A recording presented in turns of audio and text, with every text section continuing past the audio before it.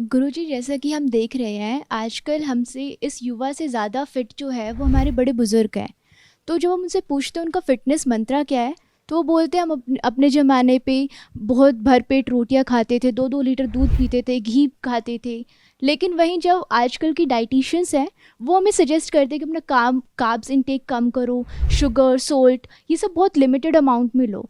तो as a youth we are so confused कि हमें एक्चुअली कौन सा पाथ फॉलो करना चाहिए ताकि हम फिट रहें। Like we should follow our dietitian suggestions or what our elders told us, like what is the main fitness mantra for you? आपका प्रश्न बहुत बढ़िया है। सदैव शिष्य गुरु को बड़ा बना देता है। सदैव प्रश्न करने वाला व्यक्ति उत्तर देने वाले को बहुत बड़ा कर देता है कि वो कहाँ से इसका आंसर खोज कर लाए। जो मैं आपको कह रहा था अभी प्रारंभ में, शुरुआत में जो हमने कहा कि यहाँ अधिक ज्ञानी लोग हैं, तो वो डाइटिशियंस भी, हर तीसरा आदमी आज डाइटिशियंस बनना चाहता है। जरा सी सुंदर लड़की हुई, थोड़ा स्वैग चाहिए, थोड़ी स्टाइल चाहिए, थोड़ी भाषा शैली में आंगल्य चाहिए, बस वो 4-5 वर्ड्स जानने चाहिए, क्या कार्ब्स होता है, क्या प्रोटीन होती है और क्या इसमें मिनरल है, क्या प्रोटीन है और क्या इसमें विटामिन्स हैं। बस आपसे बड़ा डाइटिशियंस कोई है नहीं।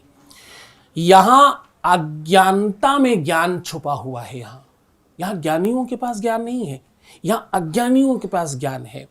जो डाइटिशियंस हैं उनको पूछो कि तुम्हारे खुद के जीवन में तुम कितना अपना रहे हो इसको, कसम खिला के पूछना उनके बॉयफ्रेंड की, उनके हस्बैंड की, उनके अपने लोगों की, तो पता लगेगा कि बहुत बड़ी संख्या में वो खुद नहीं प्रयोग कर रहे हैं। वो सिर्फ आपके लिए ज्ञान पर उपदेश कुशल बहु तेरे। हमारे यहाँ दिक्कत क्या है कि हम सब गलत दिशा में चल पड़े हैं। हम सब दिवा स्वप्न वाले लोग हो गए हैं। हम रील और रियल लाइफ में भेद नहीं कर पा रहे हैं। हम साउथ वाली मूवियां देख करके स्वप्न देखते हैं कि इधर पैर रखा और वहां हवा उड़ी, है ना, वो उसने ऐसे देख भी लिया तो आंधी आने लग गई उस तरफ, दूसरी तरफ। तो हम वो वाली मूवी देख करके स्वप्न देखते हैं और कर्म करते हैं 1950 वाली फिल्म के। मतलब वो बिल्कुल आराम से एक पहिया चल रहा है मोटर से, दूसरा पहिया चल रहा है अपनी सामान्य गति से। वो समय, मैं महाभारत का समय हूं। एक उस स्पीड से चल रहा है, एक बहुत पर्याप्त मात्रा में स्पीड से चल रहा है। बैलेंस कैसे बनेगा? तुलसीदास जी ने लिखा, बोले भूमि पराकर गहत आकाशा, लघ तापस बग बाग बिलाशा। जमीन में पड़े हैं, आसमान में आ करके मुंह खोल दिया, जो गिरेगा मेरे ही मुंह में आएगा।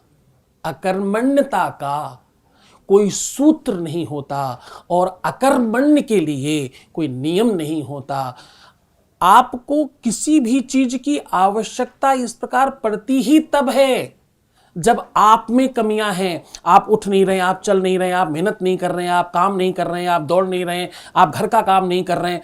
हम जाकर के वो दुनिया भर के एक्सरसाइज कर सकते हैं, घर में पोछा नहीं लगा सकते, घर के काम नहीं कर सकते, काम तो सेम ही है।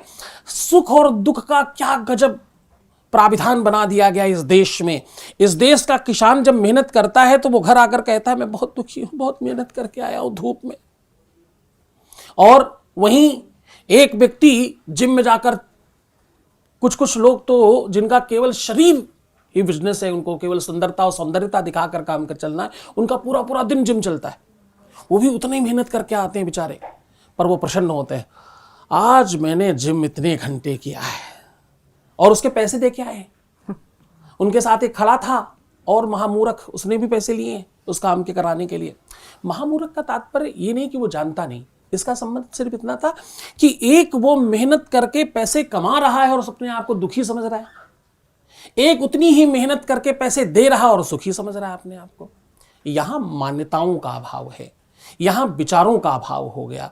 इस देश से सबसे ज्यादा अगर कोई चीज उठा के ले जाई गई, उसका नाम क्या? ज्ञान, शिक्षा, ग्रंथ। हमारे यहाँ की सबसे रिचनेस क्या है? हमारी संपदा क्या है? हमारा धन क्या है? ज्ञान हमारा। हमारी सूझबूझ, ये कहाँ से लाए हम लोग कार्ब और विटामिन? साहब यहाँ हवाओं में विटामिन हैं, यहाँ के सिर्फ पानी में। वो लोग क्या जाने, मतलब आपको जानकर आश्चर्य होगा, दुनिया के सबसे ज्यादा स्मृतियां कहाँ होती हैं? सबसे ज्यादा स्मृति कहाँ है, सबसे ज्यादा याददाश्त कहाँ है? पानी में। और हम आरओ में डाल करके उसकी स्मृतियां डेड कर देते हैं, फिर पीते हैं, फिर हम डाइटिशियंस के पास भागते हैं। यहां परंपरागत हम सब दोषपूर्ण हैं। एक दूध वाला चाय वाले के पास गया, गंदा पानी मिला करके दूध बेच करके गलत काम करके आया। वहीं चाय वाले ने उसको उसी गंदे दूध से चाय बनाकर पिलाई, उसी को उसने खुद ही पी और समोसे भी खिलाए साथ में, अगड़म बगड़म तेल में, उल्टे सीधा तेल, पाम ऑयल और ये ऑयल और पता नहीं कौन कौन सा ऑयल में तल के, कुछ भी आलू वालू लपेट लपूट के जैसे तैसे भर के खिलाया। तो चाय वाले के साथ दूध वाले ने गड़बड़ किया, दूध वाले ने चाय वाले के साथ गड़बड़ किया, सब एक दूसरे के साथ गलत करते जा रहे हैं। इसमें डाइटिशियन क्या करेगा? डाइटिशियन कौन भगवान बन जाएगा? उसके पास कौन सी वो साउथ की मूवी की वो छड़ी है कि आया और छू मंत्र काली कलकत्ते वाली, छू ठीक हो गया?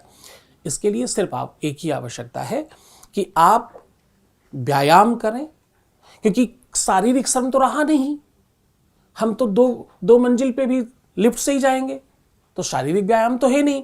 आप जिनकी बात कर रहे हैं वो व्यायाम करते थे, कैसा? वो व्यायाम की तरह नहीं, वो काम करके व्यायाम करते थे। वो चलते ही पैदल थे, साइकिल चलाते थे, खेत में जाते थे, हल चलाते थे, फावड़ा चलाते थे, गाय भैंस के साथ दौड़ते थे, उनको नहलाते धुलाते थे, उनका चारा काटते थे। तो दिन रात 24 घंटे उनके पास एक ही काम था, सो नहीं जाए तब तक सिर्फ काम करेंगे।